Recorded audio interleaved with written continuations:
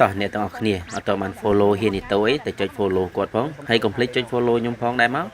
ហើយដោយសារតែហ៊ាននីតូបើសិនជា follow គាត់ជួបតាណានឹងឲ្យរង្វាន់ដល់ទាំងអស់គ្នាណាហើយដឹងថារង្វាន់អីគេទេពេលដែលយើង follow ទៅកាន់គាត់ទៅឥឡូវហ្នឹងគាត់ក៏បានមកប្រហែលជាទិញសារាយលោកជំទាវអញ្ចឹងណាដោយសារតែគាត់មានបញ្ហាសុខភាពអញ្ចឹងគាត់មកទិញសារាយហ្នឹងដើម្បី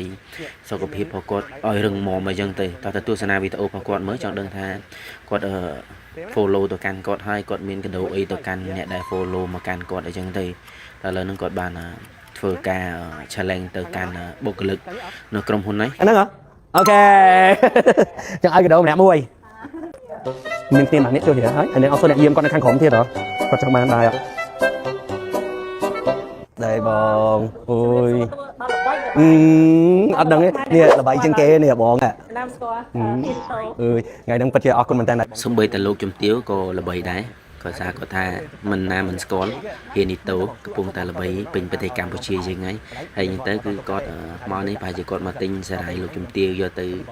ហូបទៅបរិភោគឲ្យចឹងអ្នកទាំងអស់គ្នាដោយសារតែគាត់ប្រហែលជាលើក្នុងវីដេអូហ្នឹងគាត់និយាយថាគាត់មានបញ្ហាសុខភាពដូចជាផ្ដាសាយផ្ដាអីចឹងទៅហើយបើគាត់មិនផ្ដាសាយមិនកើតបើគាត់ថ្ងៃមុនទៅ concert ឬគាត់ទៅប្រគំតន្ត្រី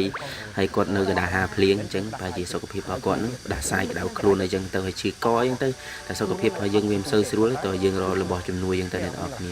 តើឡើងកុំឲ្យខាតពេលវេលាយូរយើងទៅទស្សនាវីដេអូរបស់គាត់ទៀតខ្ញុំបានញ៉ាំពេលព្រលឹមម្ដងហើយពេលថ្ងៃម្ដងហើយពេលល្ងាចម្ដងទៀតស្រាយខ្ញុំទៅណាបាត់ហើយណាគេយកស្រាយខ្ញុំទៅបាត់ហើយនេះមិនហ្នឹងហ៊ាននីតូចង់ភ័យទៀតណាដោយសារតែគាត់ទៅទិញសារាយយ៉ាងភ្លេចសារាយគាត់ដាក់ក្នុងកាបូបហើយឥឡូវនោះប្រហែលជាគាត់រៀបចំធ្វើអីទៀតក៏អត់ទាន់ដឹងដែរតែមើលវីដេអូគាត់បន្តទៅទៀតទៅអ្នកទាំងអស់គ្នាដោយសារតែគាត់កំពុងតែពិភាក្សារឿងការចុះទៅតាមខេត្តជាមួយនឹងលោកជំទាវអញ្ចឹងណាហើយទៅគាត់ចង់ទៅតាមលោកជំទាវមែនតើ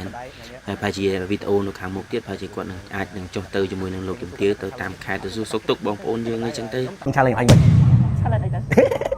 បងអត់ដៃធ្វើ challenge ណាលើខ្ញុំអត់ដៃធ្វើ challenge នេះខ្ញុំកំពុងថា content គាត់មានតែ challenge ហើយខ្ញុំអត់ដៃធ្វើ challenge លេងថ្ងៃ12ចឹងដឹងមិនហើយគេអ្នកបកាគេទៅទៀតហើយឥឡូវហ្នឹងផងដែរគឺលោកជំទាវបានសរសើរទៅបង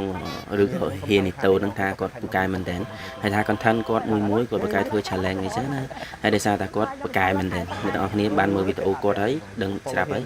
ហើយវីដេអូហ្នឹងគឺអត់មានអីច្រើនទេមានតែប៉ុណ្្នឹងឯងអ្នកទាំងអស់គ្នា follow គាត់ផង